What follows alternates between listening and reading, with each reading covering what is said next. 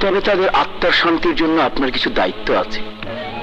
জানেন তো, কুল্লু নাফসুন যায়কাতুল মাউত, নাফসের মৃত্যু আছে, আত্মার মৃত্যু নেই। যে খুন হয় তার আত্মার সুবিচারের জন্য আকাশে বাতাসে ভেসে বেড়ায়। আপনার ছেলের হত্যাকারীর বিচার হওয়া প্রয়োজন, নইলে তাদের আত্মা শান্তি পাবে না। আমি গরিব মানুষ, কোর্ট কাছারি করার মতো এত টাকা পয়সা আমার নাই।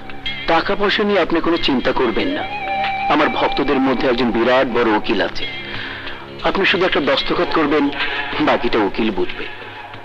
আপনার কোনো আপত্তি আছে? জি না বাবা, আমার কোনো আপত্তি নাই। দয়ালের দরবারে আমি দুহাত তুলে সুবিচারের জন্য দোয়া করব। আপনার ছেলের খুনির শাস্তি হবেই।